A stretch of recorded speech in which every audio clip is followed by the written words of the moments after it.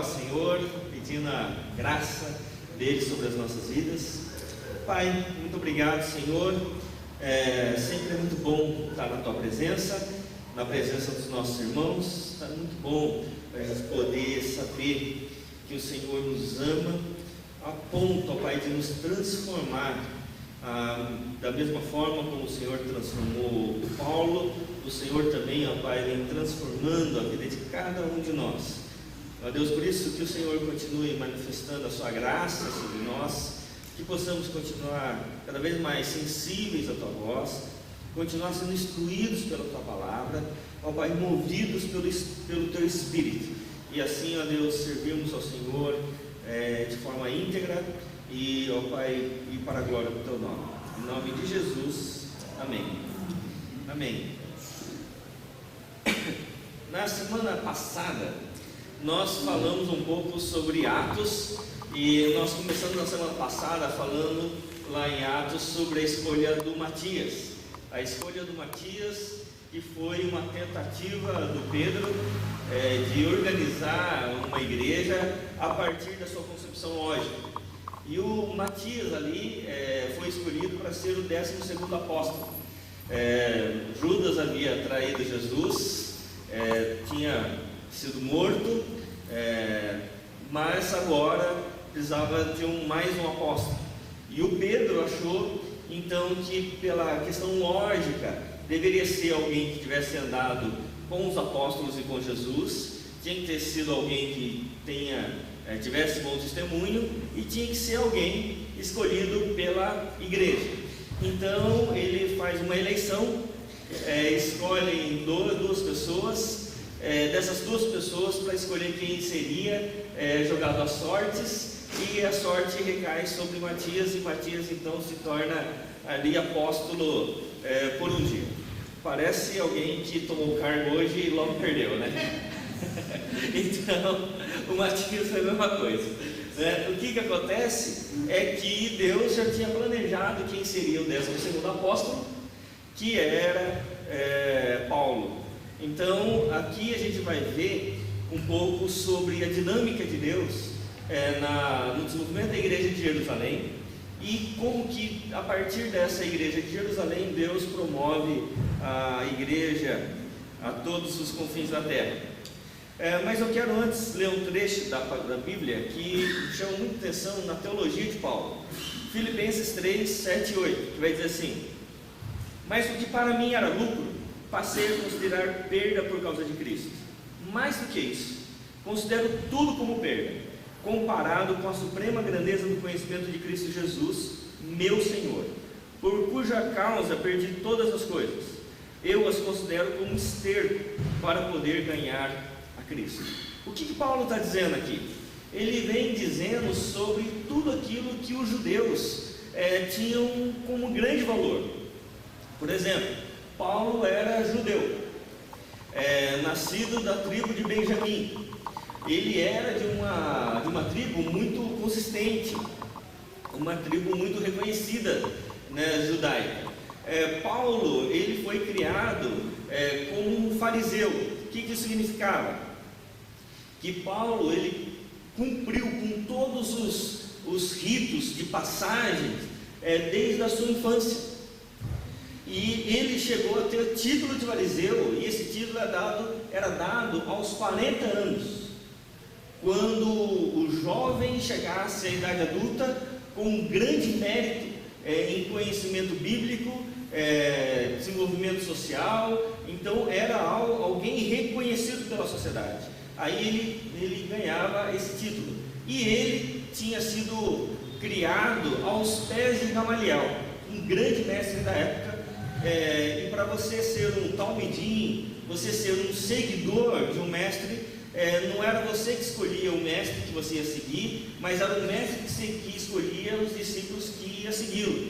E para que o mestre, um aluno ou um discípulo, chamasse a atenção de um mestre, esse discípulo tinha que ter capacidade intelectual, capacidade financeira e grande capacidade de competências, né, de dons para desenvolver algum trabalho que o mestre gostaria. Então, Paulo era esse cara. Ele sempre, em todas as etapas da vida dele, sempre foi um melhor dos melhores. Ele sempre se destacou na escola judaica, se destacou nos ministérios que ele desenvolveu. Ele vai dizer que ele era altamente zeloso. Mais do que isso, ele era o mais zeloso da sua época. Ele excedia a todos os demais. Então, Paulo era um cara altamente religioso, na religião judaica, capaz, inteligente, bem financeiramente. Mas quando Paulo recebeu o dom da fé, quando Paulo crê em Cristo Jesus, ele faz a opção para negar todas essas coisas, e ele faz uma reflexão agora com os filipenses.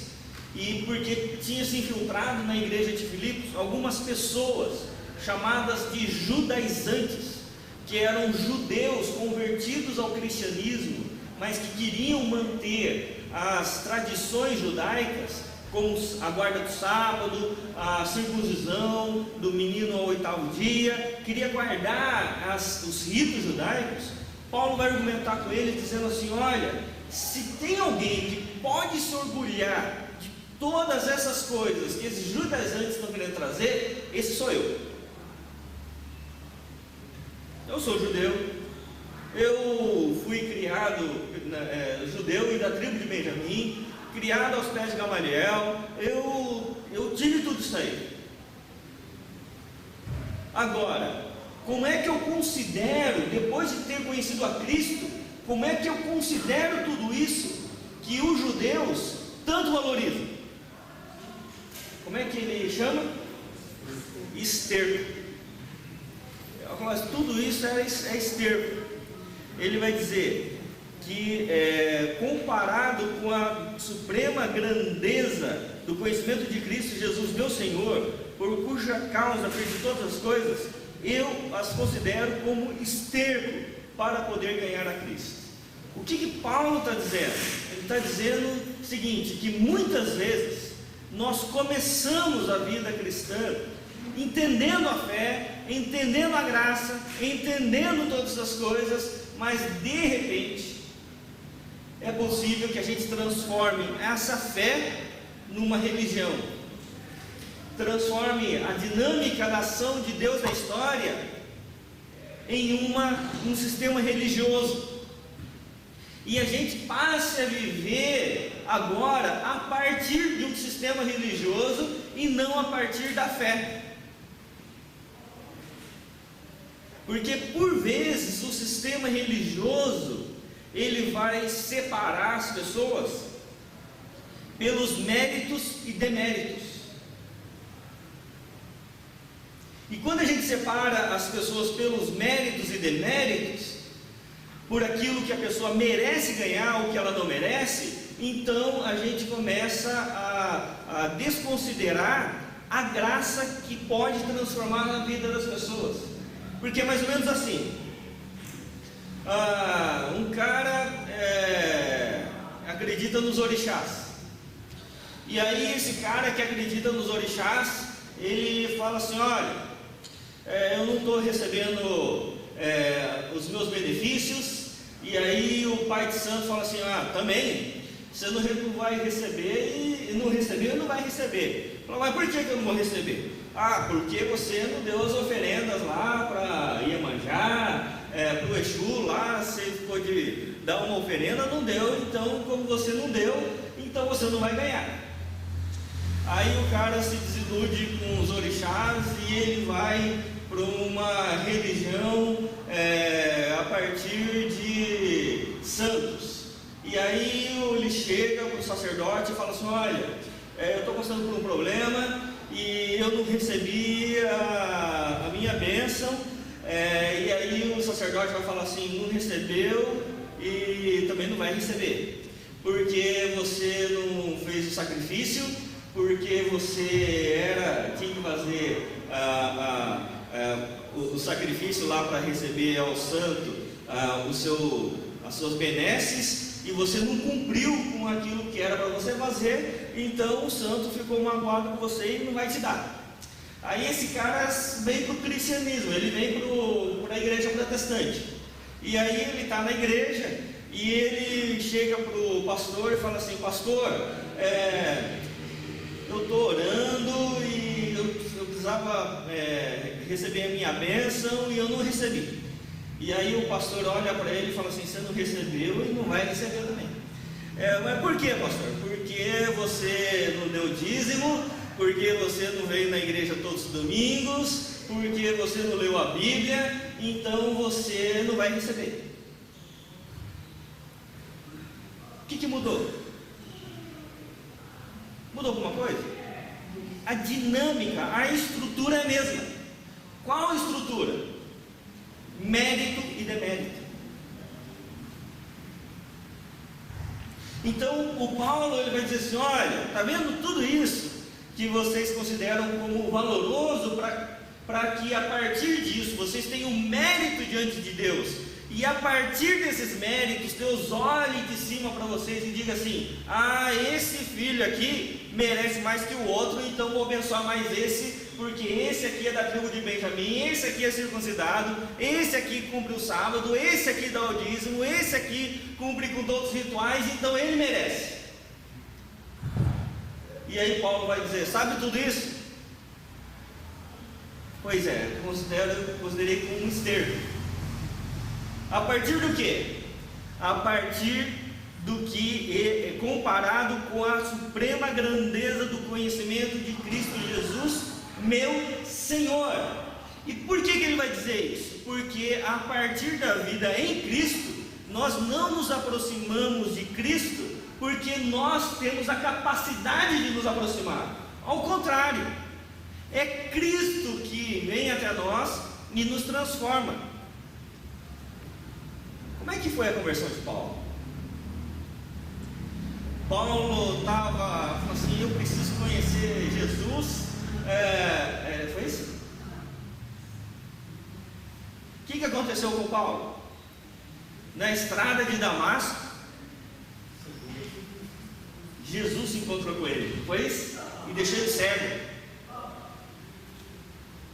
E Paulo tem a consciência clara de que ele só é um em Cristo porque o Cristo veio até ele, porque o Cristo foi gracioso para com ele, porque o Cristo o aceitou como ele era, não como ele devia ser, já que ninguém é como deve ser, como diz Brennan Manning. Então, o que acontece agora é que Paulo ele vai colocar um princípio muito claro na sua vida, e vai ser a teologia de Paulo. Por que meio, por que via Deus nos transforma? É pelo mérito ou pela graça? Pela graça. Todas as vezes que ele vai se deparar com pessoas, principalmente os chamados judaizantes, que querem impor uma carga sobre a igreja, uma carga de ritos e rituais, para que por meio dos ritos e rituais a pessoa chegue a Deus, então ele vai falar assim: não é isso, isso é outro evangelho. É o que ele vai dizer em Gálatas: isso é outro evangelho. O evangelho de Cristo é aquele que Cristo nos aceita, Deus nos aceita em Cristo Jesus, não pelos nossos méritos, mas pelos méritos do Senhor Jesus Cristo na cruz.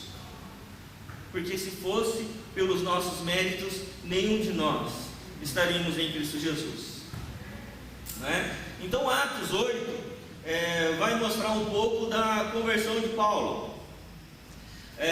Paulo está, só lembrando um pouco, capítulo 6 de Atos, vocês se lembram? Capítulo 6 de Atos tem a eleição dos diáconos. Lembram disso? Quem que é o principal dos diáconos? Estevão, né? Estevão era o principal dos diáconos. Capítulo 6.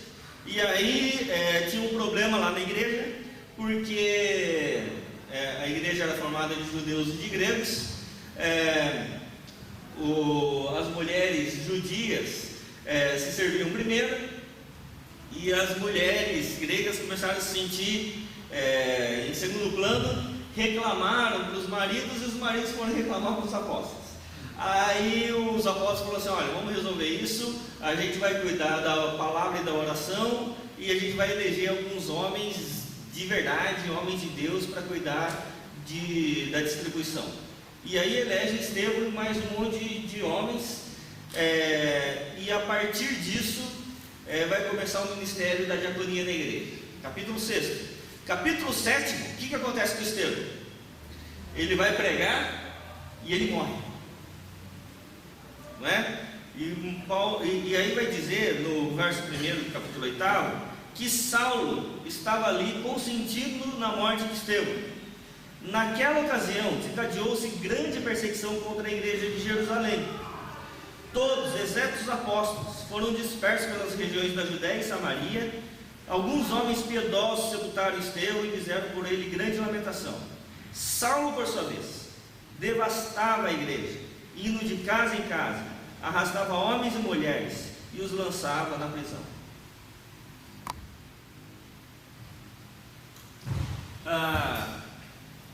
O que está acontecendo? Lembra que esse texto de Atos 8 ele é importante porque em Atos 1:8 havia um mandamento de Deus para a igreja, para que a igreja fosse missionária, e a igreja começasse em Jerusalém, Judéia e Samaria até os confins da terra. Lembram disso? E a igreja começa a crescer em Jerusalém e ninguém quer ir para a Judéia e Samaria. Aí Deus permite a perseguição e todos, exceto os apóstolos, eles ficam, os apóstolos ficam em Jerusalém, todos vão sendo dispersos. E à medida que a igreja foi dispersa de Jerusalém, o que Paulo começa a fazer? Ir atrás daqueles dispersos, prendendo e trazendo para a prisão em Jerusalém. Aí o que acontece? No capítulo 9, ele tem um encontro com o Senhor Jesus, e caiu por terra e ouviu uma voz que lhe dizia: Saulo, Saulo, por que você me persegue? Saulo perguntou: quem és tu, Senhor? Ele respondeu: eu sou Jesus a quem você persegue. Eu acho esse texto sensacional, porque Jesus não vai dizer: eu sou Jesus, o Senhor da igreja que você persegue. Ele vai dizer: eu sou Jesus a quem você persegue. Jesus estava perseguindo Paulo estava perseguindo Jesus? Estava perseguindo os cristãos. Mas por que Jesus vai dizer que Saulo estava perseguindo a ele? Porque nós, como igreja do Senhor Jesus, nós somos o corpo de Cristo se movendo na terra. Nós somos família de Deus, nós somos o corpo de Cristo. E se alguém tenta nos ferir, está tentando ferir Jesus. É por isso que a igreja é a esperança de Deus nesse mundo. A igreja é a esperança de Deus na face da terra. A igreja é a instituição mais poderosa na face da terra. A igreja do Senhor Jesus já sofreu perseguições inúmeras, como no dia de São Bartolomeu, quando corria sangue na rua dos mortos, dos mortos que foram cristãos, dos cristãos mortos na França. Foram tantos que, diz o relato histórico, que corria como um rio de sangue. A igreja foi perseguida. Homens adentraram a igreja e fizeram com que a igreja ela fosse mal vista. Mas em nenhum desses casos a igreja acabou. Porque a Bíblia vai dizer que as portas do inferno não prevalecem contra a igreja de Deus. Nós somos a igreja. Então, quando o Saulo está perseguindo a igreja do Cristo, está perseguindo o Cristo. E aí Jesus vai perguntar: por que você me persegue? E aí nos versos 15 e 16, Deus vai falar sobre o propósito que ele tem para Paulo. Aí no verso 15 ele vai dizer assim: mas o Senhor disse a Ananias: vá, esse homem é meu instrumento escolhido para levar o meu nome perante os gentios e seus reis, e perante o povo de Israel. Mostrarei a ele o quanto deve sofrer pelo meu nome. Interessante. Qual é o chamado de Paulo? Nisso aqui. Qual é o chamado de Paulo? Chamado missionário. Mas o que mais? Ele é um instrumento. O que mais? Isso. Qual é o chamado de Paulo? Sofrimento.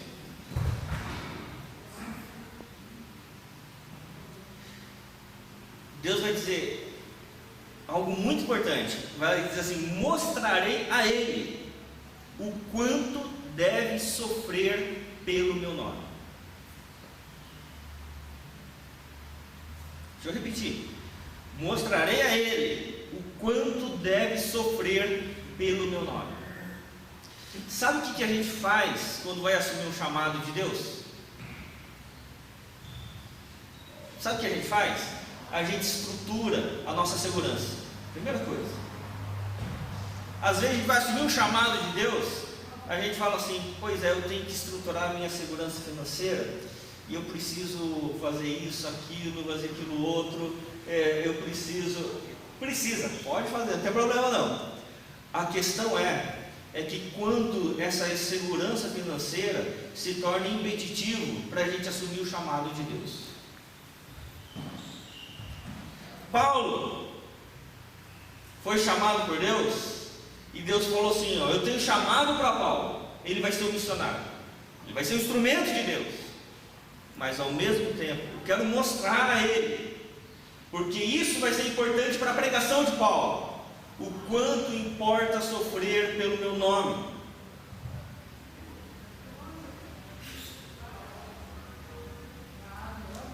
Você já viu alguém ser chamado por sofrimento? Na Bíblia tem um monte. Isaías, capítulo 1 a 5, vai mostrar o chamado de Isaías. No capítulo 6, Deus vai dizer assim: Isaías, estou te chamando para você ser um pregador, mas você vai pregar e ninguém vai se converter, porque você vai ser um pregador de juízo, e quando eu trouxer o juízo, vai sobrar 10ª parte, e sobre essa 10ª parte vou destruir de novo. Isaías foi morto de que jeito? Diz a história: cerrado ao meio. Os apóstolos foram mortos de que jeito? Todos martirizados, exceto João.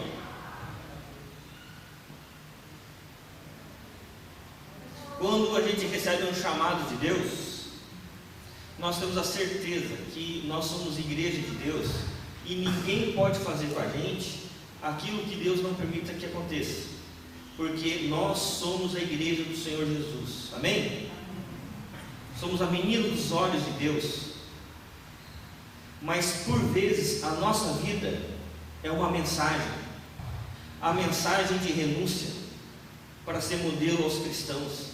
A nossa vida é um modelo de que a nossa segurança não está na segurança financeira estrutural, mas nossa segurança está no Senhor Jesus, que nos guarda de todo mal.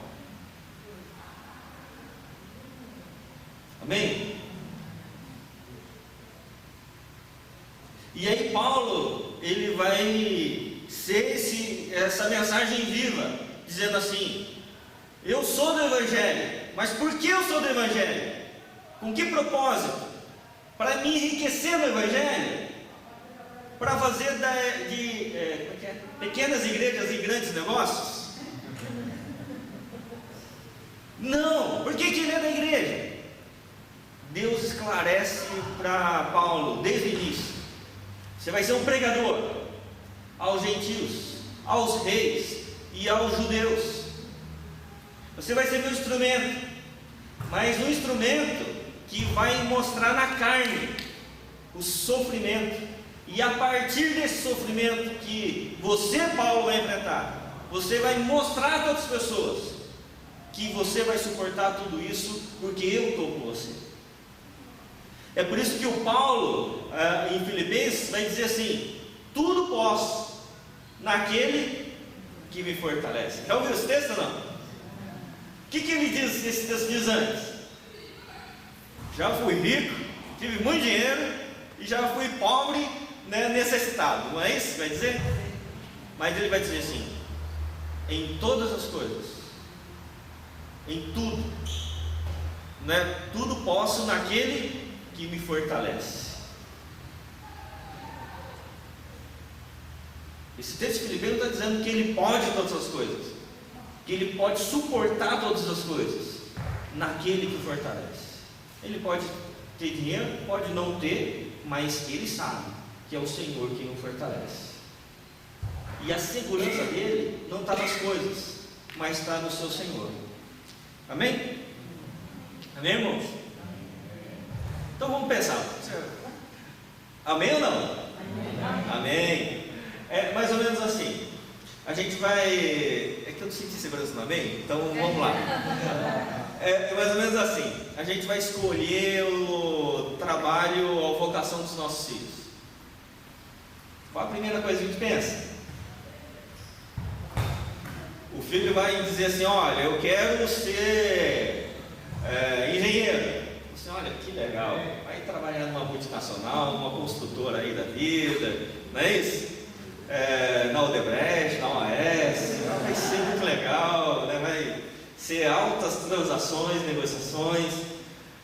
Meu filho vai ser médico, muito legal, né?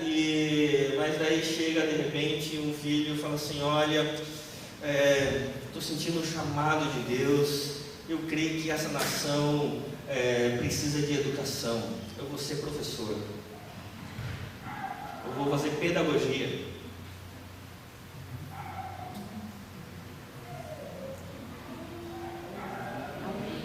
Amém, irmão? Amém? Ou senão, eu quero mudar a vida das pessoas, eu vou fazer teologia. Aí o pai olha: você tem certeza? Você não quer pensar mais não? Você não quer orar não para Deus mudar seu coração? Por quê? Porque às vezes a gente olha a vocação a partir da questão financeira, da segurança, daquilo que a gente pode conquistar por meio da profissão, e não por aquilo que Deus pode conquistar por meio da nossa vocação. Percebe a diferença? E aí a gente vive uma vida em torno de uma falsa segurança, ao invés de viver em torno de, como Paulo diz, né, de viver somente na segurança do Senhor. Então, o que acontece com Paulo? Versos 20 a 23. Paulo, ele começou a ser um pregador nas sinagogas, e aí ele logo começou a pregar nas sinagogas que Jesus é o Filho de Deus. Todos que o ouviam ficavam perplexos e se perguntavam: não é ele o homem que procurava destruir em Jerusalém aqueles que invocam este nome? E não veio para cá justamente para levá-los presos aos chefes dos sacerdotes?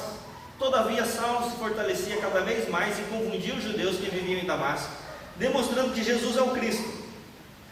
Decorridos muitos dias, em torno de 3 anos, os judeus decidiram de comum acordo matá-lo. E aí, olha que interessante, né? Paulo, ele ia pregar, toda vez que ele ia numa cidade, ele ia primeiro numa sinagoga. E ele era um pregador de sinagoga, porque ele entendia que o judeu já tinha meio caminho andado. Então eles conheciam todo o Antigo Testamento, agora só precisava conhecer o cumprimento, que era Jesus. E aí, Paulo, ele ia na sinagoga, dentro da sinagoga, mostrar que, primeiro, Jesus veio morreu e ressuscitou. E segundo, ele falava que os judeus mataram Jesus, e que era a responsabilidade deles, né? Então essa pregação era altamente ofensiva para os judeus, e onde ele chegava, ele passava a ser perseguido. Ele sai de perseguidor a perseguido. E aí Paulo, então, ele vai ser esse pregador nas sinagogas, e vai ser um pregador corajoso. Dos versos 28 a 30, ele vai se encontrar com os apóstolos, e aí vai dizer assim: assim Saulo ficou com eles e andava com liberdade em Jerusalém, pregando corajosamente em nome do Senhor. Falava e discutia com os judeus de fala grega, mas esses tentavam matá-lo. Sabendo disso, os irmãos o levaram para Cesareia e o enviaram para Tarso. Eu acho isso sensacional, porque Paulo, ele vai se encontrar com os discípulos, os apóstolos em Jerusalém. Os apóstolos não querem encontrar com Paulo. E aí, nesse texto vai dizer o seguinte: olha, Paulo sai da presença dos apóstolos e começa a pregar em Jerusalém. Vocês lembram o que tinha acontecido em Jerusalém? Perseguição. O que tinha acontecido com os irmãos de Jerusalém? Todos foram dispersos, somente os apóstolos lá. Na continuidade, no verso 31, vai dizer que estava se vivendo, depois dessa perseguição, estava se vivendo um momento de grande paz em Jerusalém. Quem começa a perturbar essa paz? O Paulo. E quando o Paulo começa a perturbar essa paz, o que os apóstolos fazem com Paulo? Mandam para Tarso, mandam ele embora para casa. Agora, olha que interessante, vai dizer que Pedro é que se encontrou com Paulo. Pedro foi quem elegeu Matias, um apóstolo que não era apóstolo, certo? E quando Pedro se encontra com Paulo, que era o apóstolo, ele não reconheceu Paulo. E lá no texto de Gálatas vai relatar esse encontro de Paulo com Pedro, porque Paulo vai se encontrar com Pedro depois de 3 anos, e ele vai ser mandado embora para Tarso. Agora entra um segundo personagem muito interessante, um dos maiores que eu gosto, que é um cara chamado Barnabé. E aí Barnabé vai dizer assim no capítulo 9, que Barnabé é o cara que leva Paulo para conhecer os apóstolos a primeira vez. Que vai dizer assim, Atos 9: quando chegou a Jerusalém, tentou reunir seus discípulos, mas todos estavam com medo dele, não acreditando que fosse realmente um discípulo. Então Barnabé o levou aos apóstolos e lhes contou como no caminho Saulo vira o Senhor que lhe falara, e como em Damasco ele havia pregado corajosamente em nome de Jesus. Barnabé é quem fica do lado de Paulo. Mas ainda, o mesmo texto, lá de 9, 28 a 30, e o que acontece com Paulo, no capítulo 11, é que quando eles estão lá em Antioquia, e pessoas começam a se converter, Barnabé é mandado para ver o que estava acontecendo, aqui no capítulo 11, 23 a 25. E quando ele vai ver, ele vê a graça se movendo. Este, ali chegando e vendo a graça de Deus, ficou alegre e os animou a permanecerem fiéis ao Senhor de todo o coração. Ele era um homem bom, cheio do Espírito Santo e de fé, e muitas pessoas foram acrescentadas ao Senhor. Então Barnabé foi a Tarso procurar Saulo. E no capítulo 11, o pessoal do caminho é chamado pela primeira vez cristão, e Barnabé se torna um grande mentor para Paulo. Se torna um grande mentor. Ele fica lá em Antioquia por um tempo, e a igreja é promovida.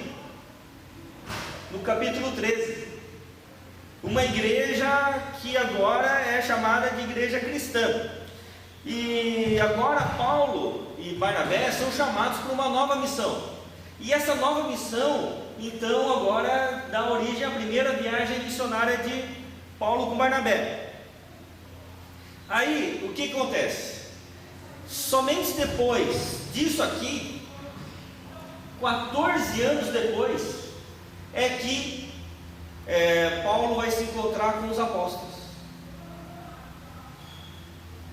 14 anos depois. E agora, na primeira viagem missionária, sai de viagem missionária Paulo, Barnabé e quem mais? João Marcos. Só que logo começa a viagem missionária, João Marcos desiste da viagem. Quando vai começar a segunda viagem missionária, depois do Concílio de Jerusalém, no capítulo 15 de Atos, então o Barnabé quer levar João Marcos. E agora o Paulo não quer levar. E aqui entra algo muito interessante da didática de Barnabé, porque aqui em Barnabé, que é um mentor de Paulo, onde todo mundo recusou Paulo, o único que ficou do lado de Paulo foi Barnabé. Agora Barnabé vai ficar de novo com a parte mais frágil, porque Paulo já era um grande homem, conhecido em muitos lugares. E João Marcos, ele quer fazer a viagem missionária, mas Paulo nega. E aí é um grande atrito entre Paulo e Barnabé. Paulo pega Silas e dá origem à segunda viagem missionária, e Barnabé fica com João Marcos. Mas no final da vida de Paulo, quando ele estava na antessala da morte, ele estava já para ser julgado. Quando ele vai escrever em 2 Timóteo capítulo 4, ele vai dizer assim, falando para Timóteo: procure vir logo ao meu encontro, pois Demas, amando este mundo, abandonou-me e foi para Tessalônica. Crescente foi para a Galácia e Tito para a Dalmácia. Só Lucas está comigo. Traga Marcos com você, porque ele me é útil para o ministério. No final da vida de Paulo, quase todo mundo abandona Paulo. Alguns traem, outros abandonam. Lucas está com Paulo. E aí, nesse momento, ele lembra de quem? De Marcos, que ele havia abandonado, mas que Barnabé não havia abandonado. Às vezes, nós achamos que ministério é só ir para fora, não é? Às vezes a gente acha que ministério é só ir pregar em outros lugares, fazer um pequeno grupo. Às vezes ministério é você estar ao lado daquele que ninguém quer estar ao lado, daquele que está abandonado, daquele que ninguém acredita, mas que Deus acredita. E você pode ser um Barnabé da vida dessas pessoas. Você pode ser o Barnabé da vida daqueles que precisam de ajuda, que precisam de apoio, que precisam de mentoria, que precisam de discipulado, de aconselhamento. E isso é igreja. Então, quando a gente olha para a vida do Paulo, o Paulo de cara rico, perseguidor da igreja, religioso, ele se transforma num pregador. Agora, empobrecido financeiramente, perseguido pelos judeus, trazendo marcas no seu próprio corpo dessa perseguição, mas também marcado pela experiência de ter sido abandonado, experiência de ter sido traído, experiência de ter desenvolvido uma fé a partir da graça. E isso é demonstrado no final da vida de Paulo, quando ele olha para Marcos e não trata Marcos com legalismo, como ele fez no começo, mensurando as coisas com mérito e demérito, mas tratou Marcos com graça. Traga-me porque ele me é útil para o ministério. Se fosse o Paulo no começo, falou: não, traz Marcos não, porque aqui na cadeia tem que ser cabra macho. Tem que ser cabra macho, cara meio frouxo, eu não quero que não. Né? Mas agora ele fala assim: não, ele me é útil para o ministério. E às vezes a gente desiste muito fácil das pessoas. Às vezes a gente fala assim: vamos lá, mas daqui a pouco, por uma falha ou por algo que a pessoa faça, a gente desiste, a gente abandona o barco, a gente abandona amigos, abandona familiares, a gente abandona pessoas ao longo do caminho. Porque muitas vezes, às vezes a gente ainda pensa sobre a via do mérito e demérito, e não da graça, que transforma os nossos deméritos, transforma as nossas mazelas, transforma quem nós somos naquilo que Deus quer que nós sejamos. Então, quando a gente olha para a vida do Paulo, o Paulo representa esse homem transformado por Deus, esse homem regenerado pela graça. E ao longo do caminho, o Paulo vai aprendendo que todas as pessoas podem ser transformadas, que a nossa missão não é estar ao lado apenas daqueles que são competentes, mas estar ao lado daqueles que necessitam de apoio, necessitam de ajuda. Porque isso é ser igreja. Isso é ser uma igreja da graça, do amor. Uma igreja que acredita nas pessoas, porque Deus acredita em nós. E se nós acreditamos que Deus acredita em nós, nós nunca desistimos das pessoas. Amém? E é por isso que a gente é chamado, só para finalizar, a gente é chamado não para aproveitar o melhor das pessoas, mas para ser a solução de Deus para o pior das pessoas. A gente é chamado para a cruz, e não para a gente ter uma vida de maré mansa. Vida cristã é vida de cruz. Nós somos chamados para o serviço, nós somos chamados para o sofrimento. Aliás, deixa eu falar uma coisa para vocês. Você sabe que ninguém vai para o inferno, porque todo mundo já está no inferno. Mais ou menos assim. Aqui na terra não é a terceira via, e que daqui, que é neutro, alguém vai para o inferno ou alguém vai para o céu.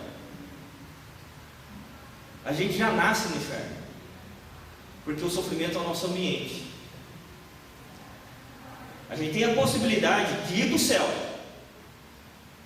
a partir da graça que nasce no nosso coração, e aí nós conhecemos a Cristo e somos transformados e nos tornamos um sinal histórico de que nós tivemos uma vida transformada, e nessa vida transformada em Cristo Jesus, nós aprendemos a satisfação apesar de todo o sofrimento. Agora, quem nessa vida não crê em Cristo Jesus, as pessoas vão ter intensificado o sofrimento desta vida. Porque a gente já nasce em condenação. A gente já nasce num ambiente marcado pelo mal e pela maldade, num mundo que jaz no maligno. Então, Jesus nos resgata dessa realidade. Nós somos resgatados.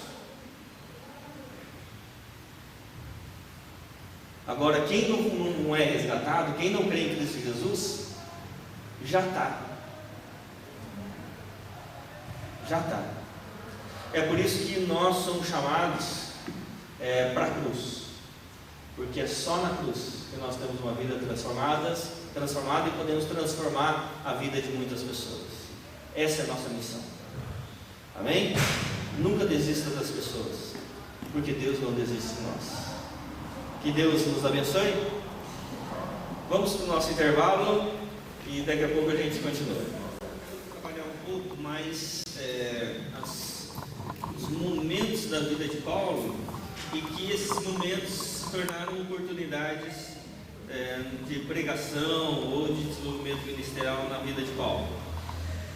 O texto que nós lemos, mas o Senhor disse a Ananias: vai, esse homem é meu instrumento escolhido para levar o meu nome perante os gentios e seus reis e perante o povo de Israel, e mostrarei a ele o quanto deve sofrer pelo meu nome. É a questão do ministério, da gente viver o Evangelho, o ministério a partir da vontade de Deus. E depois nós vimos também que Paulo começa a pregar nas sinagogas. Vai ser um ambiente muito importante para Paulo, 1 Tessalonicenses e tudo mais. Mas tem outros lugares que Paulo vai pregar, por exemplo, no Areópago. Areópago vai ser um lugar que Paulo também vai pregar aqui em Atos 17, e aqui em Atos 17 ele vai começar pregando numa praça. A partir da praça ele começa a chamar a atenção das pessoas, e ele é levado para o Areópago. O Areópago é um lugar onde Paulo ele vai pregar, e era um lugar dos filósofos, um lugar muito importante, onde os caras mais cabeças iam falar. Onde seria esse lugar hoje, aqui em Sorocaba?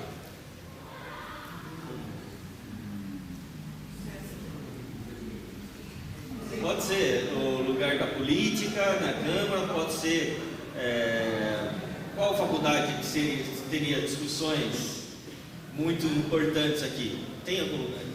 Aqui tem USP, Unesp? SCAR.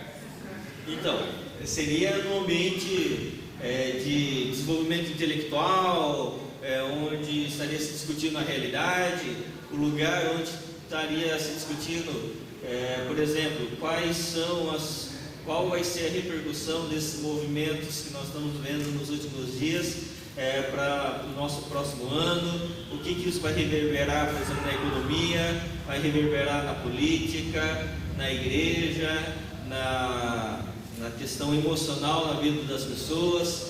Então seria um lugar de discussões.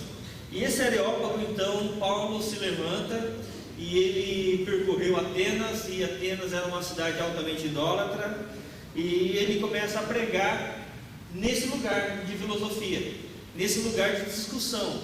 Então, e ele começa a falar sobre um Deus chamado Deus desconhecido. E ele é interessante essa abordagem de Paulo, porque ele vai contrapor o que ele falou com os judeus. Com os judeus, ele começa falando e ele já fala na lata, e os judeus querem matá-lo. Aqui, ele começa elogiando os atenienses. Ele vai dizer assim: atenienses, vejo que em todos os aspectos vocês são muito religiosos. Então ele começa elogiando essa religião dos atenienses, para depois falar sobre o Deus desconhecido, que era um dos deuses dos atenienses, e falar que esse Deus desconhecido era o Cristo.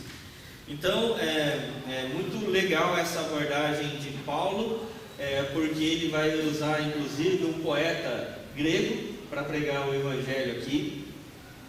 Ele vai usar um poeta da época, como se você fosse pregar e usasse uma música não cristã, de algum poeta, para começar a evangelizar as pessoas. Então, mas seria mais ou menos por aí.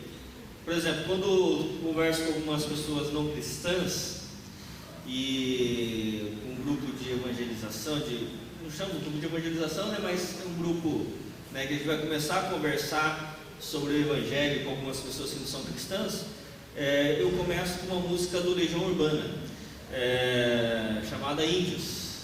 porque nessa música do Legião Urbana ele vai retratar o anseio da alma de muita gente. Ele vai dizer assim, que ele tem saudade de tudo aquilo que ele ainda não viu, né? Que ele fala assim, que ele vê o mundo, vai dizer que o mundo é marcado pelo mal, né, e tudo mais, que o mundo, ele vê esse mundo doente, né, e que ele sente saudade de tudo aquilo que ele ainda não viu. Ou seja, ele só pode sentir saudade daquilo que é conhecido, não daquilo que é desconhecido. Da onde vem essa saudade que o Renato Russo disse na música, daquilo que ele ainda não viu, né? E é uma música muito interessante e que traz bastante reflexão. E aí, a partir disso, desses anseios do coração, que retrata o coração de muita gente, eu começo a falar de qual é a resposta. A resposta é Jesus. Então, é mais ou menos o que a estratégia de Paulo de usar um poeta da época, que mostra o coração das pessoas e depois trazendo para Cristo. Mas Paulo também é o pregador na escola, e essa passagem de Atos 19, da escola de Tirano, eu acho sensacional, porque Paulo aqui ele vai usar uma estratégia muito legal. Ele vai dizer assim no capítulo 19: mas alguns deles se endureceram e se recusaram a crer, e começaram a falar mal do caminho diante da multidão. Paulo então, ele estava na sinagoga, Paulo então afastou-se deles, tomando consigo os discípulos, e passou a ensinar diariamente na escola de Tirano. Isso continuou por 2 anos, de forma que todos os judeus e os gregos que viviam na província da Ásia ouviram a palavra do Senhor. Olha que sensacional. Sabe o que acontecia aqui? Paulo foi impedido de pregar na sinagoga. Então lá em Éfeso tinha um lugar chamado Escola de Tirano, e havia um intervalo que era o horário mais quente, e lá era coberto, o horário mais quente, e que as pessoas se reuniam lá.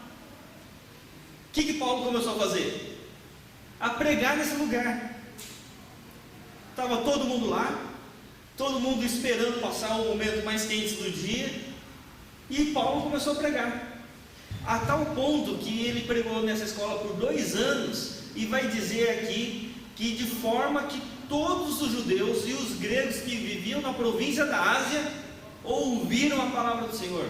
Todos ouviram da província da Ásia, porque ali era um lugar de passagem, ali era um lugar muito movimentado, e Paulo começou a pregar nesse lugar. Então é muito interessante a forma como Paulo vai desenvolvendo a pregação dele, porque se ele tem a oportunidade de pregar lá na sinagoga, ele vai lá pregar na sinagoga. Se não dá, ele vai para a praça. Se na praça ali encheu, aí ele vai para o Areópago. Se do Areópago ele foi para a sinagoga de novo e pediram ele de novo, aí ele vai para a escola de Tirano. Aonde abre uma oportunidade, Paulo vai pregar o Evangelho. Eu acho sensacional. Sabe por quê? Porque às vezes a gente fica com medo de pregar o Evangelho, e a gente fica falando assim: e agora? Para quem que eu vou ensinar? E agora? Para quem que eu vou pregar? E de repente a gente não prega para ninguém, porque a gente fica esperando. Na igreja surgiu uma oportunidade, a gente fica esperando em algum lugar surgir uma oportunidade, e a gente não prega. Paulo não ficava esperando, ele ficava atento às oportunidades, e quando surgia a oportunidade ele ia e pregava o Evangelho. Aqui, todas as pessoas da província da Ásia foram evangelizadas.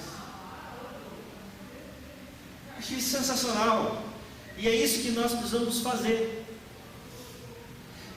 Por isso que eu creio que nós estamos vivendo um momento histórico, e que todas as pessoas na sociedade brasileira, eles estão com uma dúvida: o que vai ser daqui para frente?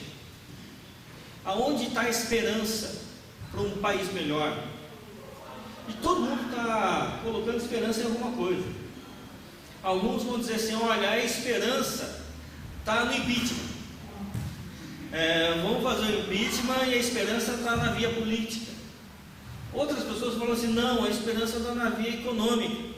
A gente precisa ter o impeachment para vir um outro presidente trazer credibilidade econômica, e a partir da credibilidade econômica as empresas começarem a reinvestir no Brasil, e ao reinvestimento gerar emprego, e na geração de emprego, produção e consumo. E aí a economia vai melhorando. Outros dizem: não é isso, hein? É movimento popular. A gente tem que fazer revolução e ir para a rua fazer alguma coisa. Cada um vai ter uma resposta de como a gente vai, qual a alternativa para fazer do Brasil um país melhor, um lugar para os nossos filhos melhor. Aonde está a resposta? Você tem a resposta? Nós, como igreja, temos a resposta? Sim ou não? Temos uma ideia de resposta? Sim, temos que ter. A gente sabe aonde está a esperança. A gente sabe o canal para um mundo ou para uma sociedade mais justa. A gente sabe que a via para que a sociedade se torne mais justa não é somente a política. Porque você pode mudar os políticos e a política continuar a mesma. Não é verdade? Então, qual é a solução? Qual é a resposta que a gente pode dar?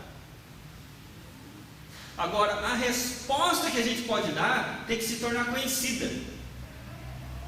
Porque a igreja tem a resposta para um mundo, para trazer um mundo novamente de esperança. É a igreja. É a igreja que tem a resposta.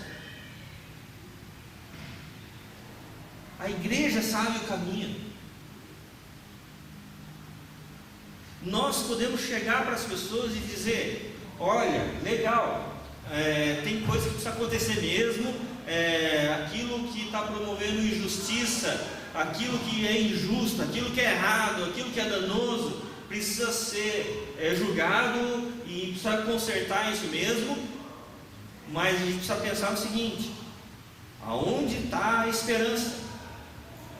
É só mudar os políticos? Ou vai além disso?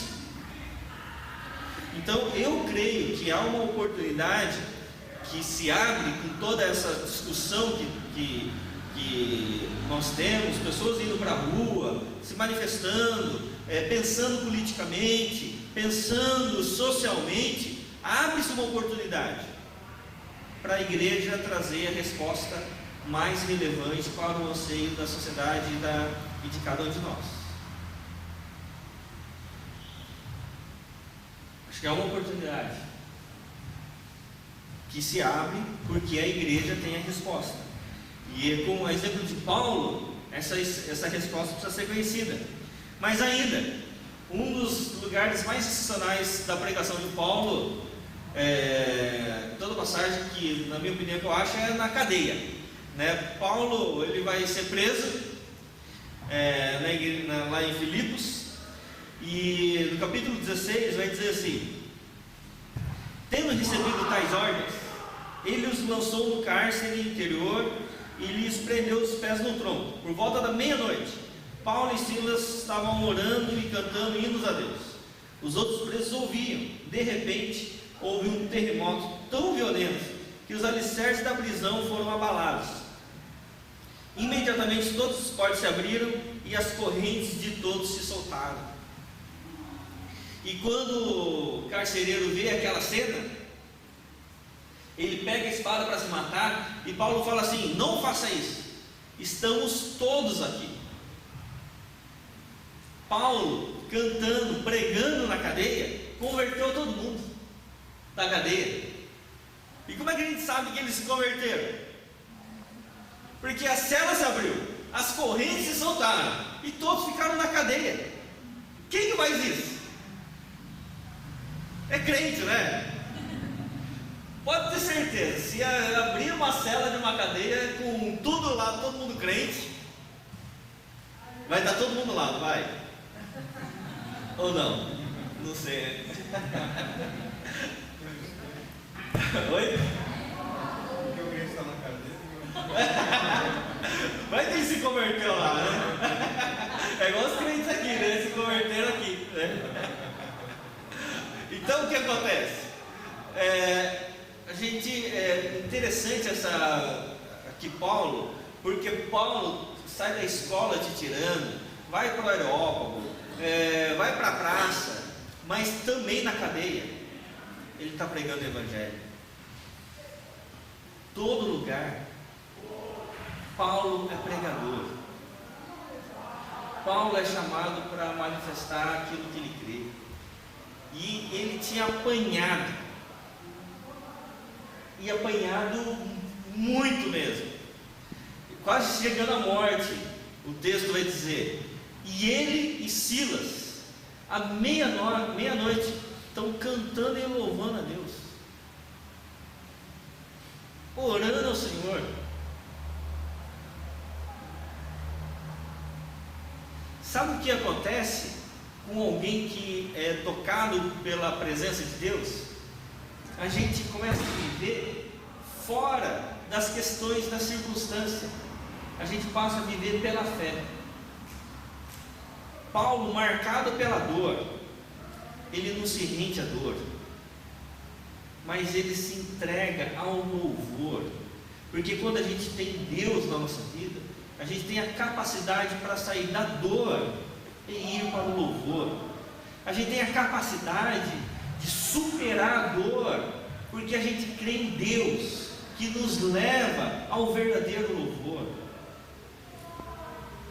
Esse era o Paulo pregando aqui na cadeia. Imagina Paulo pregando, e aqui no capítulo 16 está começando a segunda viagem missionária. Ele tinha brigado com Barnabé, tinha viajado agora com Silas. Ele poderia dizer assim: Deus, o Senhor está me castigando. Deus, o que o Senhor está fazendo comigo? Eu estou dispondo a minha vida para servir o Senhor e o Senhor não cuida de mim. Deus, o Senhor não vai me honrar. Sabe que esse negócio que o Senhor não vai me honrar, esse negócio é pecaminoso, você sabe disso, né? Sabe? Sim? Amém ou não? Amém ou não? Ah, bom. Esse negócio que o pessoal fala assim: Deus, o Senhor não vai me honrar, esse negócio está errado, né? E aí, ao invés, Paulo não fez isso. Paulo começou a louvar a Deus, começou a cantar a Deus, orar a Deus. E à meia-noite veio um terremoto na cadeia e todo mundo lá. Por que os presos ficaram na cadeia? Porque não há melhor lugar para se estar do que na presença de Deus. Quando você tem a presença de Deus, quando você tem Deus na sua vida, as pessoas começam a se aproximar de você, naturalmente. As pessoas começam a se aproximar de você e perguntam assim: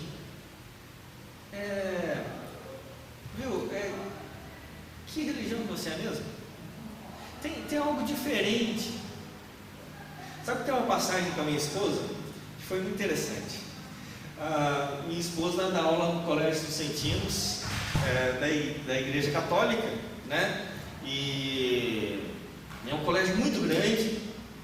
E minha esposa, não é porque é minha esposa não, mas minha esposa é sensacional, maravilhosa, né?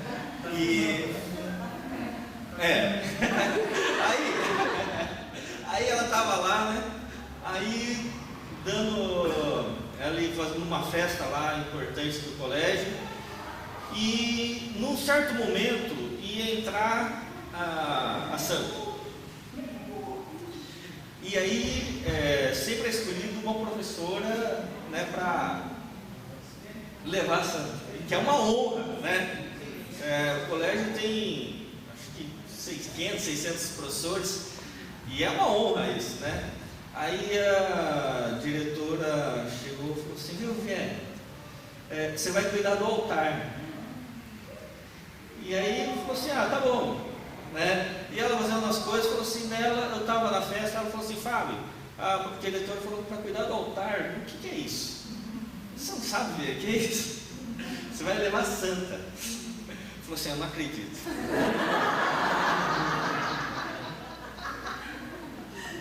Aí ela falou assim, foi lá para a diretora e falou assim: então, cuidar do altar é carregar? Falou: é você e o seu marido. Agora piorou a situação. Então, aí a mãe falou assim: então, eu não posso. Falou: não, mas a gente escolheu você, né? Porque a gente vê que você é muito religiosa e tal. Falou assim: então, mas eu sou protestante. Daí o diretor falou: ah, então tá bom, beleza. Aí ela ficou com medo e falou assim: ah, então tá bom, então você está demitida. Então eu falei assim: não, mas não posso, eu sou protestante. Daí escolheram outra pessoa lá. Mas é importante a gente ter essa questão de vida com Deus, porque naturalmente as pessoas vão te identificando. Naturalmente as pessoas vão chegando perto de você. Quando elas tiverem alguma dúvida, quando elas tiverem alguma pergunta, quando elas estiverem em crise, elas sabem com quem elas vão conversar. Quando estiver tudo bem na vida delas, você vai falar do Evangelho para elas, você não quer saber não. Mas quando elas entrarem em crise, elas sabem com quem elas vão perguntar, elas sabem para quem que elas vão pedir oração. Não é verdade? E aí acontece algo extraordinário. Por quê? Porque naturalmente você vai falando do Evangelho, não é algo forçado. E onde você está? Você está na cadeia, está no areópago, está na escola, está em qualquer lugar. Você é um propagador da palavra do Senhor, porque as pessoas vão se aproximando de você, né? E a gente sempre conta, né, que vem a diretora, vem as coordenadoras, elas passam dificuldade, pede para quem orar? Pede para vir orar, pede para a igreja orar, a igreja vai vir orar. Então é interessante que vai criando, né, algo muito, muito legal e que vai se tornando evangelizador. Então, quando a gente crê no Senhor Jesus, quando a gente crê em Deus, a gente crê que a nossa vida, a nossa espiritualidade muda. E naturalmente as pessoas começam a chegar perto da gente, porque começam a enxergar em nós uma presença invisível. Começam a enxergar em nós algo que não é visível, mas é real. Mas é real. E esse algo real começa a fazer diferença na vida das pessoas. Amém? É por isso que o Paulo, por exemplo, ele, além de pregador, ele também era escritor. E por 2 anos inteiros, Paulo permaneceu na casa que havia alugado, e recebia todos que iam vê-lo, pregava o reino de Deus e ensinava a respeito do Senhor Jesus Cristo, abertamente e sem impedimento algum. Assim termina o livro de Atos, no capítulo 28. Paulo preso em Roma. O que acontece com Paulo preso em Roma? Ele tem a permissão de alugar uma casa. O que ele fica fazendo nessa casa? Pregando o Evangelho para os guardas e escrevendo as cartas que nós temos hoje. Boa parte das cartas que nós temos hoje, das cartas de Paulo, foi na época